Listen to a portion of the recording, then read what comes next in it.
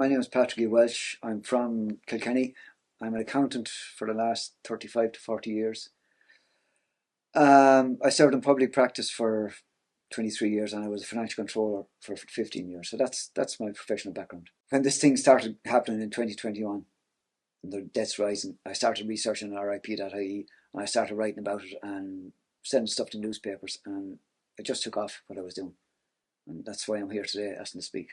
In Ireland, I gave the background I gave as I explained RIP.ie as it's real-time mortality data, and the CSO stand over it as it won't be complete. Every death won't be in RIP.ie, but we can use it to compare year on year. And there's a few people in my group. We've analysed the data from 2020 onwards using 2015 to 2019 as a basis period, and we have shown that 2020 had no excess deaths in Ireland except for 1 month, April, when all the elderly people were moved from the hospitals into nursing homes and about 1,100 died. Other than that, there was only 400 excess deaths in Ireland in the year, which is 1%. That's in 2020. In 2021, the figure rose. I can't remember the exact number of deaths, but it's 14%. I think it was about 4,000 excess deaths. In 2022, the figure was 18%. It was 5,500.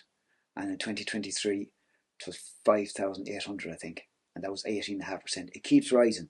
In 2024, at the moment, the first 2 weeks of October are at 24%. We were 27% in July.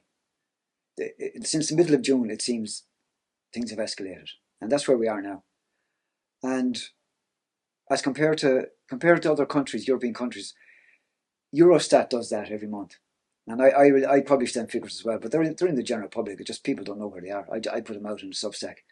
And Ireland is generally in the first 2 or 3 countries, tops, in excess deaths. And the top countries for excess mortality, are those the countries that where the population took the vaccine? Well, yeah, Ireland, the Netherlands, most of the Western Europe. But I don't really go into that, even though that is my opinion. The lockdown policies, including the vaccines, have caused excess deaths, without a doubt. But lockdown policies cause them as well. Mm-hmm. But if you look at, and it's very strange with the Eurostat figures, and you can see them going back, it's all the communist countries who are in negative excess deaths now.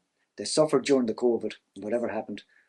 But when people die early, you should have a period of negative excess deaths, because the people who have died ahead of your time, there's nobody there to die. And that might seem brutal. But in Ireland, deaths rose from 2021 onwards, and we're still going up. People who died before their time, we should have had a dip at this stage, but it's not happening. I'm asking the question why. I don't have the answers, but it doesn't look good. And where do you think we might be in 12 months from now? Well, I think this year is going to be the worst year since it started. We're now at just under 19%. And unless things fall in the last couple of months, then this is the worst year. And there's no way that should be happening. It's just not, it's not possible. So, my opinion, it's COVID, it's vaccine damage. But I'm not a doctor, But loads of people around the world have done research on this, and they're saying the same things.